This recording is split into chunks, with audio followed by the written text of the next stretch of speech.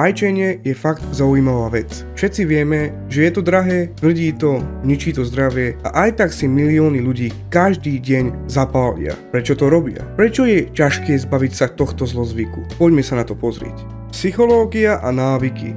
Pre mnohých ľudí sa fajčenie stáva úplne automatickým návykom. Zapália si hneď po jedle, pri káve alebo keď sú v strese. Bez toho, aby na to mysleli. Je to taký zvyk, že si to už ani neuvedomujú. Jednoducho siahnu po cigarete. Smutné je, že pri nahrávaní videa tiež fajčím. Nevadí. Nikotín navyše doslova ovplyvňuje mozog a spúšťa uvoľňovanie dopamínu, hormónu šťastia. Telo si teda začne spájať fajčenie s dobrým pocitom. A tak vzniká psychická závislosť. A keď to trvá dlho, fajčiari si vytvoria také silné návyky, že je naozaj ťažké sa ich zbaviť. Okrem toho mnohí fajčiari majú pocit, že fajčenie je jednoducho súčasťou ich identity. Keď niekto fajčí roky, ani si to neuvedomuje, že je to len zvyk, ktorý by sa dal zmeniť. Cigarety sa časom stanú emocionálnou oporou, na chvíľu pomôžu, ale v skutočnosti len udržujú človeka v tom istom kruhu a bráňa mu skutočne sa oslobodiť. Stres a uvoľnenie. Jedným z hlavných dôvodov, prečo ľudia fajčia, je snaha vyrovnať sa so stresom. Keď sa dostanú do nepríjemnej situácie, zapália si a na chvíľu sa im uľaví. Ale to je len omyl. Nikotín v skutočnosti neznižuje stres, len dočasne zmierňuje abstinenčné príznaky, ktoré stres v skutočnosti spôsobujú. Je to teda akýsi začarovaný kruh.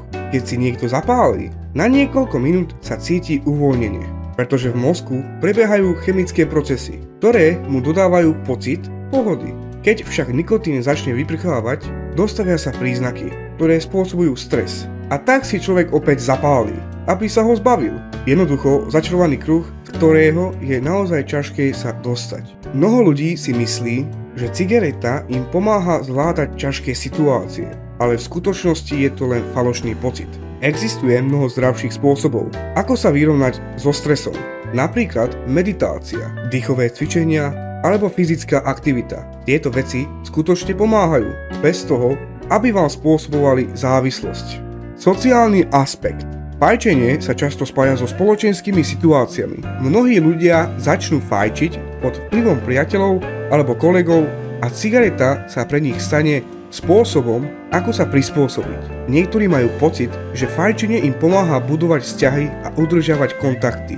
Je to tiež spôsob, ako si ľudia môžu dopriať oddych od práce alebo rozhovor s priateľmi. Fajčiari si vytvárajú rituály, ktoré sa stávajú dôležitou súčasťou ich dňa. Keď sa rozhodnú prestať fajčiť, musia prekonať nielen fyzickú závislosť, ale nájsť aj nové spôsoby uspokojovania týchto sociálnych potrieb. Mnohí fajčiari sa obávajú, že keď prestanú fajčiť, strátia túto formu sociálneho kontaktu. V skutočnosti však postupne nachádzajú iné spôsoby, ako udržiavať vzťahy bez závislosti od cigariet.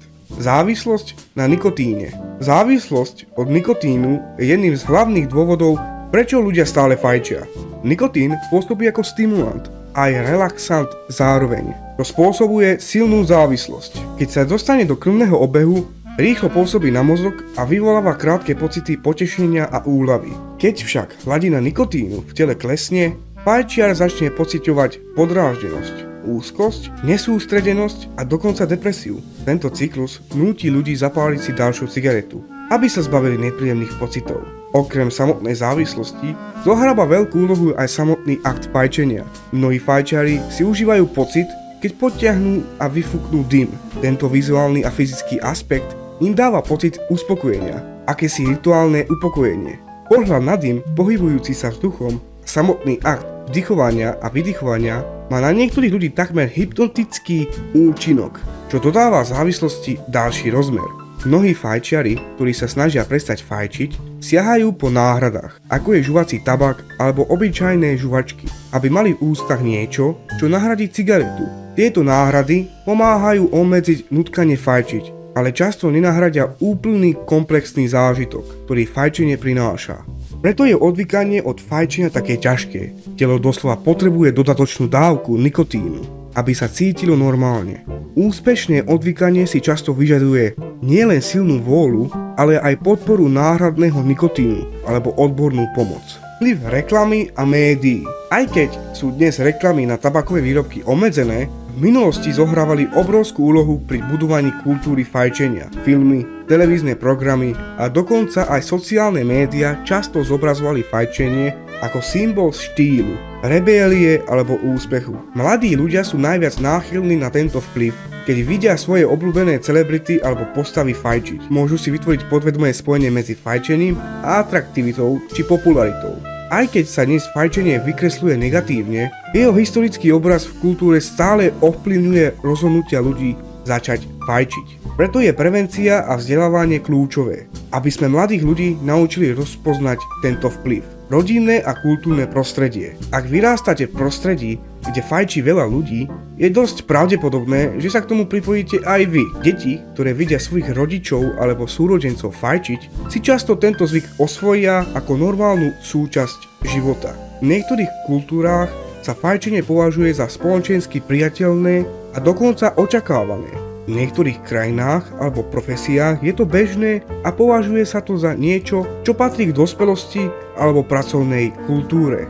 Vyrastať v takomto prostredí znamená, že fajčenie sa stáva normalizovaným a preto sa ho ťažšie zbavujeme. Preto je dôležité podporovať mladých ľudí, aby si uvedomili dôsledky tohto návyku a vedeli sa mu vyhnúť. A to si možno aj ja musím uvedomiť. Fajčenie ako odmena. Pre niektorých ľudí je cigareta formou malej odmeny po náročnom dni alebo splnení úlohy. Po práci alebo po zvládnutí niečoho ťažkého si zapália, aby si oddychli a mali pocit, že si zaslúžia chvíľku pokoja. Je to niečo podobné, ako keď si niekto po ťažkom dni dopraje pivo alebo inú formu odmeny. Problém je však v tom, že fajčenie zahŕňa silne návykovú látku, nikotín, ktorá spôsobuje závislosť. Človek si tak zvykne spájať oddych a úspech s cigaretou, až si nakoniec nevie predstaviť relax bez nej. Ako prestať fajčiť? Prestať fajčiť nie je ľahké, ale určite je to možné. Prvým krokom je uvedomiť si, prečo chcete skončiť. Motivácia je kľúčová, či už ide o vaše zdravie, šetrenie peňazí, alebo jednoducho lepší životný štýl. Rovnako dôležité je nájsť správnu metódu. Niektorí ľudia dokážu prestať naraz, iní si pomáhajú postupným znižovaním nikotínu, náhradami alebo odbornou pomocou. Psychická príprava je rovnako dôležitá ako fyzická. Pomáha tiež vyhýbať sa situáciám, ktoré vyvolávajú chuť na cigaretu. Namiesto toho môžete vytvoriť nové, zdravšie návyky. Športovať, žuvať žuvačky alebo sa upokojiť pomocou hlbokého dýchania. Ak sa rozhodnete prestať fajčiť, je dobre niečo robiť. Ležanie doma na gauči a sústredenie sa na to, že nemôžete si zapáliť, vám veľmi nepomôže. Nájdite si niečo, čo vás baví a zamestnajte svoju myseľ. A najdôležitejšie, nezdávajte sa pri prvých neúspechoch. Cesta k nefajčeniu môže byť náročná, ale výsledok určite stojí za to.